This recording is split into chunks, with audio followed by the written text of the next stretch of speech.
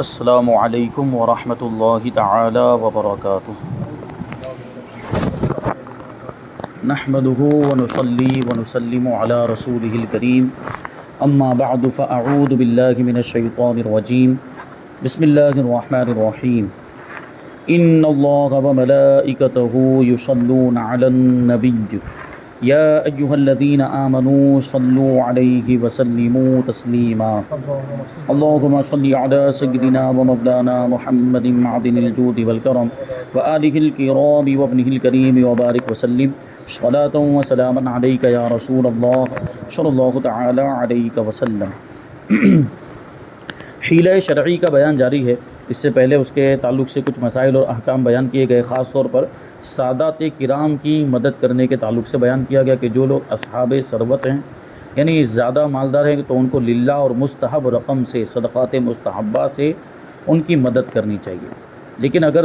صدقات مستحبہ سے اور للہ رقم سے ان کی مدد کرنے کی کوئی صورت نہ ہو اور وہ بہت زیادہ حاجت مند ہوں، تو ایسی صورت میں زکوٰۃ کا حیلہ سادات کرام کے لیے کیا جا سکتا ہے، اور اس کا طریقہ بھی بتایا گیا تھا۔ اب آگے ہیں کہ حیلے کے بعد رقم لوٹانے کے محتاط الفاظ کیا ہے۔ یعنی حیلہ کیا ہم نے، شرعی فقیر کو اس کا مالک بنا دیا، تو وہ جب واپس دے گا، یعنی مدرسے میں دے گا یا کسی ادارے میں دے گا، تو وہ کیا الفاظ بولے،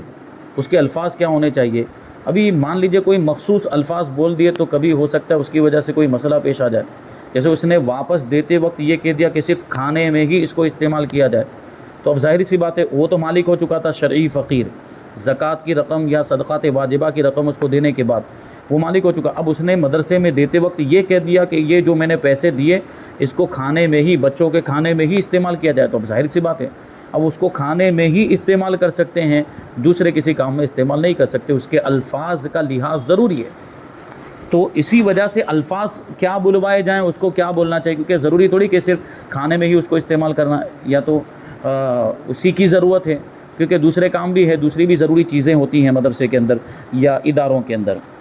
تو الفاظ ایسے ہونے چاہیے۔ فرماتے ہیں سوال یہ ہے کہ چندہ دیتے یا حیلہ میں رقم لوٹاتے وقت دینی یا سماجی کام کے لیے کلی اختیارات دینے کے محتاط الفاظ بتا دیجیے۔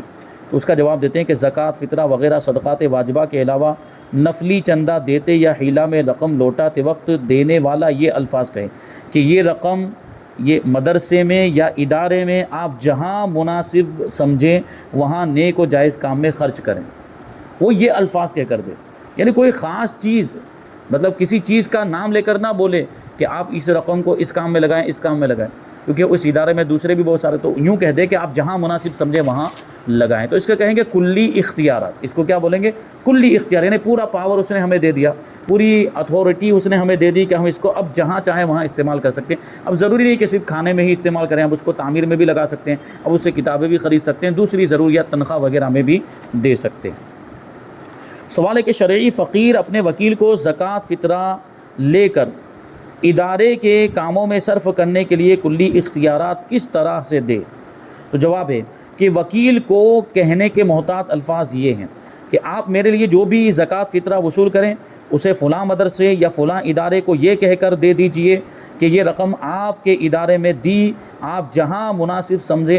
سمجھیں نیک و جائز کام میں اس کو خرچ کریں۔ وہی چیزیں تقریباً جو اوپر بات تھی، لیکن وہاں کیا تھا کہ وہاں ڈائریکٹ فقیر کا معاملہ تھا کہ فقیر خود کیا الفاظ بولے گا، یا جو صدقات نافلہ دینے والا ہے وہ خود کیا الفاظ بولے گا۔ یہاں وکیل کی بات ہو گئی کہ فقیر خود نہیں گیا، اس نے وکیل کو بھیجا کہ جا کر میری طرف سے زکوٰۃ اور صدقات واجبہ کو وصول کر لو، اور میری ہی طرف سے لے جا کر کسی مدرسے میں یا کسی ادارے میں جا کر دے دو، اور جا کر جب دینا ہے آپ کو تو یہ الفاظ کہہ کر دینا ہے کہ یہ رقم آپ کو دی، آپ اس کو جہاں بھی مناسب سمجھیں نیک اور جائز کام میں لگا سکتے ہیں۔ آگے کہتے ہیں کہ کیا چندے میں اس طرح کے کلی اختیارات لے لینے سے اب سماجی ادارے والے کسی کافر یا مرتد کو دوا فراہم کر سکتے ہیں یا اس کی مالی امداد بھی کر سکتے ہیں؟ کیونکہ کبھی ایسا ہوتا ہے کہ کچھ ایسے ضروری کام ہوتے ہیں جو سماجی کام میں شمار ہوتے ہیں، جیسے کبھی دوا علاج کے لیے بھی کچھ کام کیا جاتا ہے، جیسے آل انڈیا قادری مشن کے اس میں بھی یہ مریض آتے ہیں، اور اس طرح کے مریض جن کے پاس علاج کرنے کی رقم نہیں ہوتی، علاج کے لیے مطلب ان کو ضرورت ہوتی کہ ان کی مدد کی جائے، اور کبھی اکثر و بیشتر تو وہ شریف فقیر بھی ہوتے ہیں، تو ان کو زکوٰۃ کی رقم بھی فراہم کی جاتی ہے، اور کبھی ایسی حاجت کی وجہ سے ہیلا کرنے کی بھی ضرورت پیش آ جاتی ہے، تو وہاں اگر ہیلا کیا ہو یا جو ہے کہ ایسی رقم جمع ہو جو علاج وغیرہ کے لیے رکھی گئی ہے، سماجی کام کے لیے، رفاہی کام کے لیے رکھی گئی، جیسے راشن کی کٹ بھی کبھی تقسیم کی جاتی ہے، سادات کرام کی بھی مدد کی جاتی ہے، تو یہ سب رقوم وہاں پہ جمع ہوئی ہے، تو کیا ایسی رقموں سے جو ٹرسٹ میں یا کسی تنظیم کے اندر جمع ہوئی ہے، کیا اب کافر کو بھی دینا جائز ہو جائے گا؟ ہیلا کر کے رکھے ہیں تو کیا کافر کو یا مرتد کو بھی دے سکتے ہیں؟ اور یا اس کو دوا خرید کر دینا یا اس کے علاج کے لیے یہ رقم کافر کو دی جا سکتی ہے؟ تو اس کا جواب ہے نہیں کر سکتے، یعنی اس کو دوا یا اس طرح کی کوئی چیز، کوئی سامان فراہم نہیں کر سکتے، اس کی مالی امداد اس رقم سے نہیں کر سکتے۔ نیک اور جائز کام کی اجازت لی ہے، کیونکہ یہاں پر وہ اس نے جب دیا ہے تو اس نے کیا کہہ کر دیا کہ نیک اور جائز کام میں آپ لگائیں گے، اور کافر کو دینا کوئی نیک کام نہیں ہے، مرتد کو دینا کوئی نیک کام نہیں ہے، تو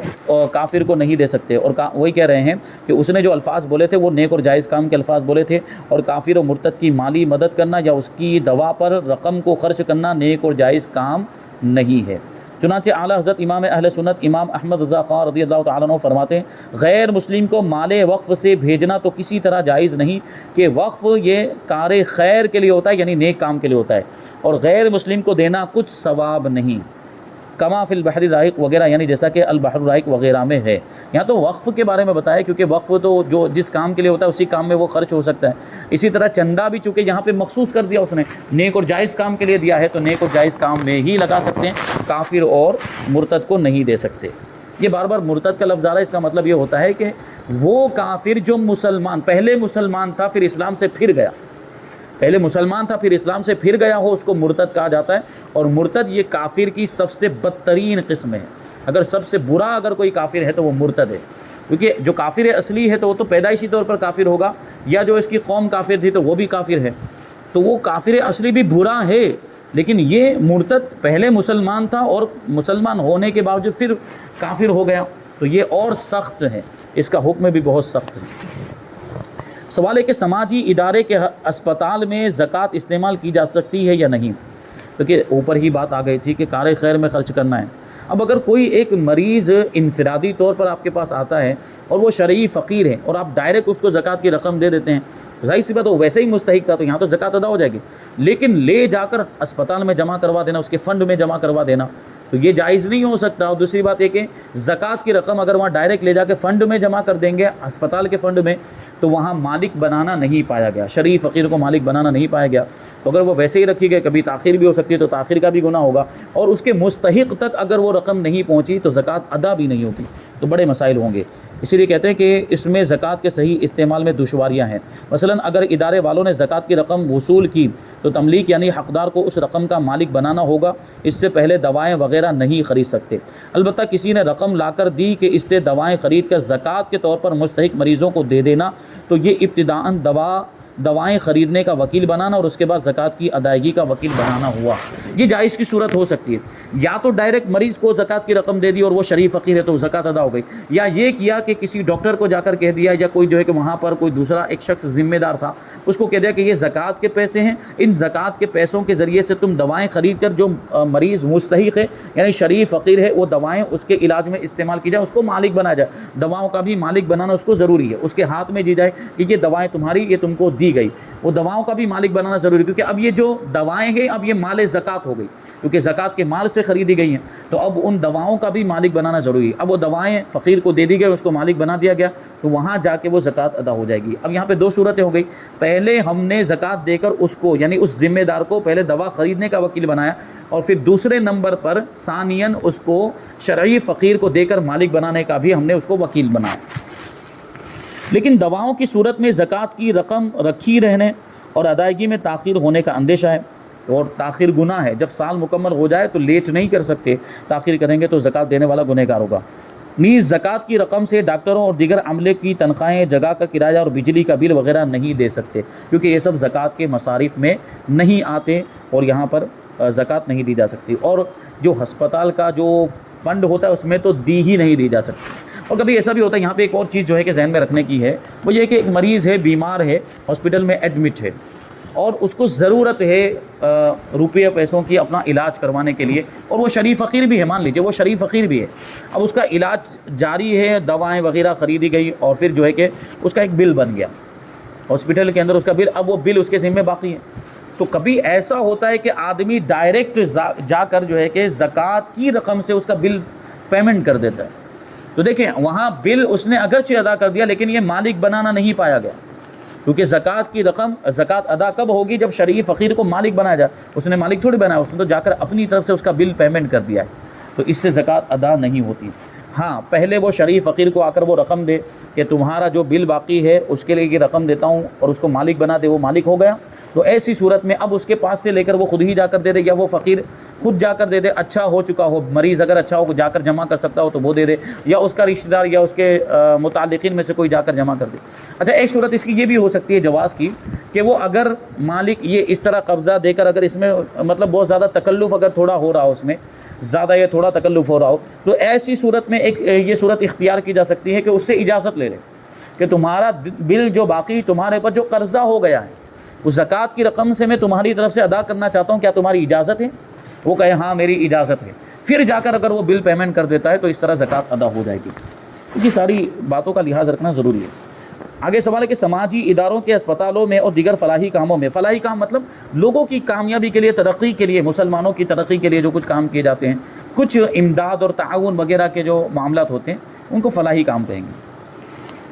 تو اسکول بنا دینا، ہاسپٹل بنا دینا، یہ میرج ہال بنا دینا، یہ سب فلاحی کام ہوتے ہیں، یا جو ہے کہ اس طرح جو ہے کہ مدد کے طور پر راشن وغیرہ تقسیم کرنا۔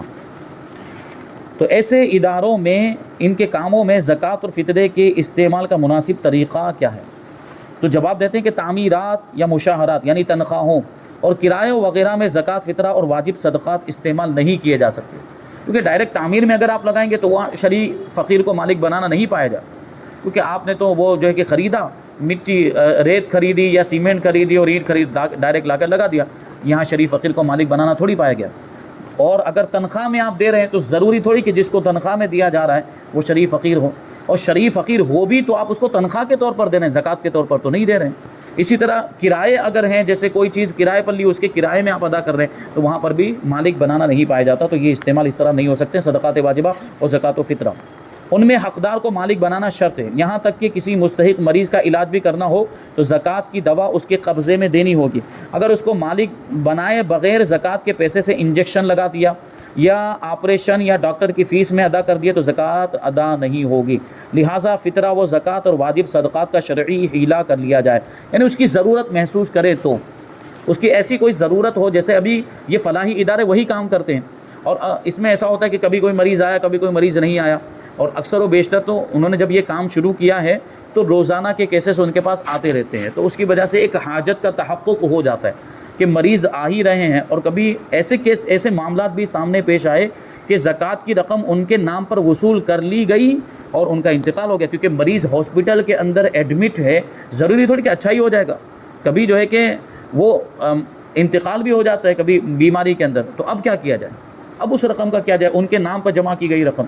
تو بہتر یہ ہے کہ اجازت ایک تو عام لے لی جائے، جن لوگوں سے بھی رقم وصول کی جا رہی ہے، اگرچہ مخصوص آدمی کے لیے مخصوص کیس میں لی جا رہی ہے اور اس میں نام وغیرہ سب ڈیٹیل دی جاتی ہے، ان سے اجازت لے لی جائے کہ اگر اس میں سے بچیں گے پیسے یا ان تک نہ پہنچ سکے یا خدا نخواستہ ان کا انتقال ہو گیا تو ہم دوسرے مریض کے اس میں اس کو خرچ کریں گے۔ یہ ساری چیزیں وہ صورتیں پیش آ سکتی ہیں،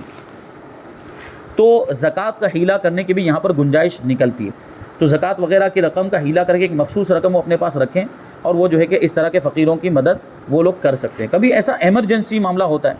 جیسے ابھی ایک مریض آئے، ہاسپٹل میں ایڈمٹ ہوا، تو ڈاکٹر لوگ پہلے پیسوں کا مطالبہ کرتے کہ اتنی رقم جمع کرو تب جا کے آپریشن کیا جائے گا۔ اب وہ شرعی فقیر ہے، وہ اگر ڈھونڈنے نکلے گا تو زکوٰۃ کی رقم ہو سکتا ہے نہ مل پائے، اور پھر یہاں پر بھی اگر مدد کے طور پر زکوٰۃ کی رقم جمع بھی کی جاتی ہے تو فوراً تو جمع نہیں ہو جاتی، ابھی سب سے رابطہ کریں گے کہ ایک مریض آیا ہے ایسا ایسا اور اس کو اتنے اتنے روپے کی ضرورت ہے، تو ضروری تو کہ فوراً ہو سکتا ہے فوراً وعدہ کر دے کہ چلو ٹھیک ہے میری طرف سے اتنے، میری طرف سے اتنے، لیکن پیسے پہنچنے میں ٹائم لگتا ہے اور وہاں اس کا آپریشن کرنا ضروری ہے۔ تو ایسی صورت میں وہاں پہ اگر ہیلا کر کے پہلے سے کچھ رقم رکھی ہوئی ہوگی تو وہ ڈائریکٹ لگانا مناسب جائز ہوگا، اور جو ہے کہ اس کا یہ شریف فقیر جو ہے وہ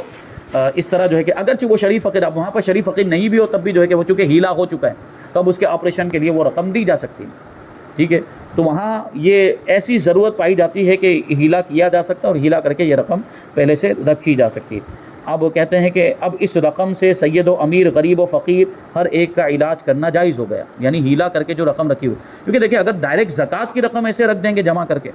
زکوٰۃ کی رقم وصول کر کے رکھ دی یا صدقات واجبہ کی رقم رکھ دی، تو اس سے بھی وہ کام تو چل سکتا ہے، لیکن یہاں پہ ضروری تھوڑی ہے کہ ہم جب اس کو ادا کریں گے تب اس کا سال پورا ہوا ہوگا یا نہیں، یہ تاخیر بھی تو ہو سکتی ہے۔ کسی نے زکوٰۃ دے دی، ابھی اس کا سال پورا ہو رہا تھا اور اب مریض بعد میں آیا، یا مریض کے علاج میں ہم بعد میں خرچ کر رہے ہیں، تو زکوٰۃ تو اس وقت ادا ہوگی نا جب مریض کو ہم مالک بنائیں گے، تو ایسی صورت میں تاخیر ہو گئی تو ہم گنہگار ہو جائیں گے، تو اس لیے یہاں پہ ہیلا کرنے کی اجازت اور گنجائش نکلتی ہے۔ بہتر یہ ہے کہ قربانی کی کھالیں اور دیگر صدقات نافلہ دینے والوں نیز جس فقیر شرعی سے زکوٰۃ وغیرہ کا ہیلا کیا ہے، وہ جب رقم وغیرہ لوٹائے تو اس سے ہر نیک اور جائز کام میں خرچ کرنے کے کلی اختیارات لے لیے جائیں، یعنی وہ یہ کہے کہ آپ جہاں چاہیں جو بھی نیک اور جائز کام ہو آپ خرچ کر سکتے ہیں۔ ہر رسید پر یہ عبارت لکھ دی جائے، رسیدیں جو بنائی جاتی ہیں اس پر یہ عبارت لکھ دی جائے کہ آپ اجازت دیجئے کہ آپ کا نفلی چندہ یا قربانی کی کھال ہمارا ادارہ جہاں مناسب سمجھے وہاں نیک و جائز کام میں خرچ کرے۔ دیکھیے صرف لکھ دینا بھی کافی نہیں، چندہ یا کھال دیتے وقت ایک ایک کو یہ عبارت پڑھانی یا پڑھ کر سنانی اور اس کھال یا چندے کے اصل مالک سے منظوری لینی بھی ضروری ہے۔ آپ نے لکھ دیا اور اس نے پڑھا ہی نہیں تو اس کو کیسے پتہ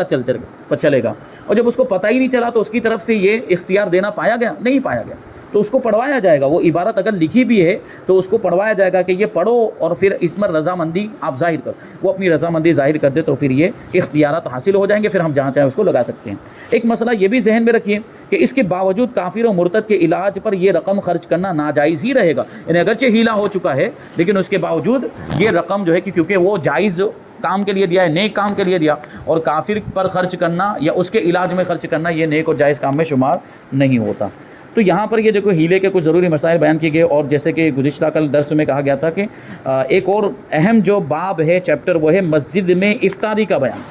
کہ مسجد میں جو رمضان المبارک کے مہینے میں افطاری کے وقت جو لوگوں کے گھروں میں سے کھانا وغیرہ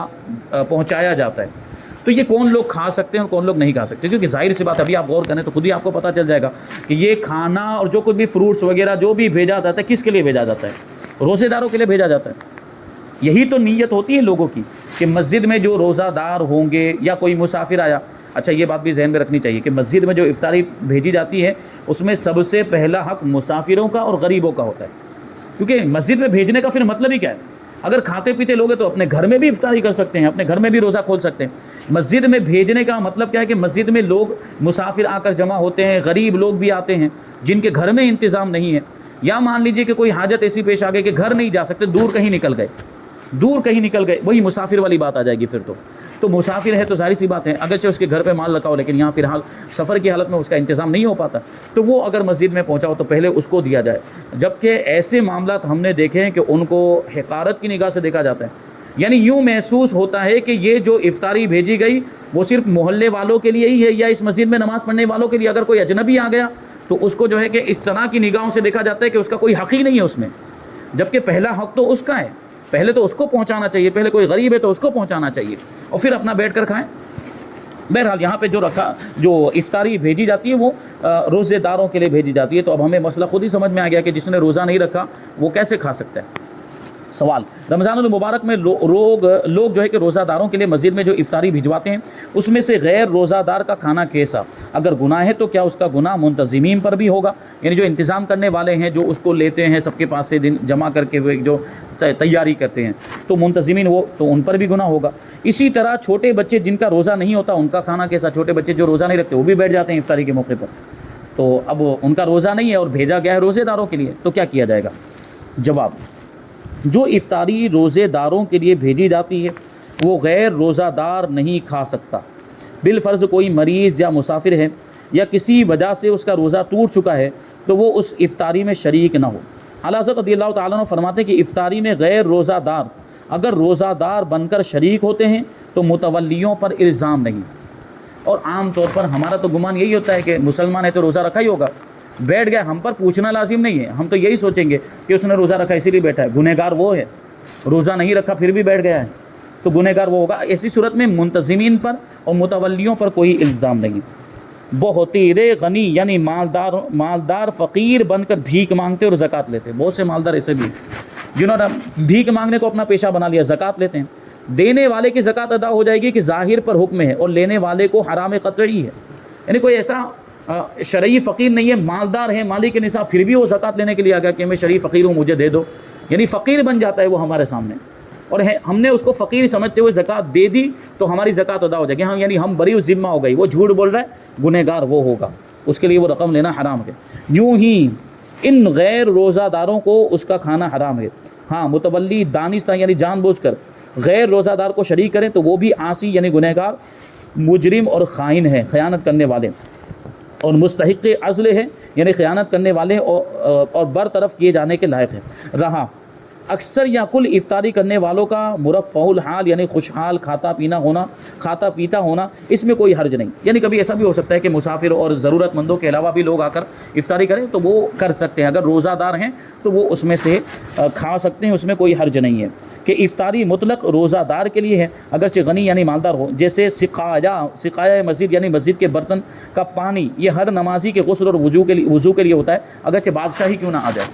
جو مسجد میں جو پانی رکھا ہوتا ہے وضو کرنے کے لیے یا مسجد میں جو پانی پینے کے لیے رکھا تو وہ ہر کوئی پی سکتا ہے. اب کوئی بادشاہ ہی کیوں نہ آ جائے, کتنا ہی مالدار ہی کیوں نہ ہو جائے, اس کو بھی پینے کی اجازت ہے. ابھی یہ بچوں کے بارے میں فرماتے ہیں کہ جہاں تک بچوں کے کھانے کا تعلق ہے تو عمومی عرف یہی ہے کہ افطاری بھیجنے والوں کی طرف سے اس پر کوئی اعتراض نہیں کیا جاتا, لہٰذا بچوں کا کھانا جائز ہے, بچے اس کھانے میں شریک ہو سکتے ہیں. ہاں اگر کہیں یہ عرف ہو, کہیں بھیجنے والوں کی یہ نیتیں بھی ہوں, یا ان کو ناگوار نہیں گزرتا کہ غیر روزہ دار بھی اگر اس میں شریک ہو جائے, اور وہاں ایسا عرف جاری ہو گیا کہ وہ جو کھانا مسجد میں بھیجا جاتا ہے وہ روزے داروں کے لیے بھی ہوتا ہے اور غیر روزے داروں کے لیے بھی ہوتا ہے, تو پھر ایسی صورت میں غیر روزے دار بھی شریک ہو سکتے ہیں. لیکن عام طور پر تو نیتیں روزے دار کی ہی ہوتی ہیں, تو پھر غیر روزہ دار جو ہے جس نے روزہ نہیں رکھا وہ شامل نہیں ہو سکتا. یہ عرف کی بات ہے, وہاں کا عرف دیکھا جائے گا کہ وہاں عرف کیا چلتا ہے. جس نے روزہ نہیں رکھا اس کو شامل کیا جاتا ہے, اور اگر وہ شامل ہو جائے تو برا نہیں مانا جاتا. یعنی جو بھیجنے والے ہیں ان کو کوئی ناگواری نہیں گزرتی, یا ان کی نیتوں میں پہلے سے شامل ہے کہ یہ روزے دار بھی کھا سکتے ہیں, غیر روزے دار بھی کھا سکتے ہیں, تو ایسی صورت میں سب کو کھانے کی اجازت ہوگی. سوال, لوگوں کا مسجد میں بھیجا ہوا افطاری کا جو سامان تھا وہ بچ گیا تو اس کا کیا کیا جائے؟ اور یہ ہوتا بھی ہے کہ افطاری کا کچھ نہ کچھ وہ فروٹس ہے یا کچھ کھانا وغیرہ بچ جاتا ہے, تو عرف یہی ہے کہ دینے والے بچا ہوا واپس نہیں لیتے. یعنی ان کی طرف سے تو یہی ہوتا ہے کہ جہاں چاہیں وہ مناسب سمجھیں اس کو خرچ کر دیں, لہٰذا منتظمین کی ثواب دید پر ہے. یعنی ان کے اب جائے ان کی مرضی کے اوپر ہے, یعنی جہاں درست سمجھیں, دوسرے دن کے لیے بچانا چاہیں تو بچا لیں, یا خود کھا لیں, یا دوسروں کو کھلا دیں, یا تقسیم کر دیں. اگر اس بات کا خوف ہے کہ یہ سامان کھانے پینے کا خراب ہو جائے گا تو اس کو اسی وقت تقسیم کر دینا یہ زیادہ مناسب ہے تاکہ وہ خراب ہونے سے محفوظ رہے. یہ الحمدللہ یہاں پر ہمارا یہ بیان مکمل ہوا, اور اسی کے ساتھ یہ ہمارا دوسرا سیزن بھی مکمل ہوا. اللہ تبارک و تعالیٰ کا شکر ادا کرتے ہیں, اور اللہ تعالیٰ کی بارگاہ میں دعا کرتے ہیں کہ جو کچھ بھی بیان ہوا اس کو ہم سب کو عمل کرنے کی توفیق عطا فرمائے, اور ان ساری چیزوں کو دوسروں تک پہنچانے کی بھی توفیق عطا فرمائے. اور انشاءاللہ تبارک و تعالیٰ اب بہت جلد تیسرا سیزن شروع ہوگا, تو اس میں ہمیں پابندی کے ساتھ شریک ہونے کی توفیق عطا فرمائے, دوسروں کو بھی لانے کی توفیق عطا فرمائے, اور اس کے فائدے کو عام سے عام فرمائے. وما علینا الا البلاغ. السلام علیکم.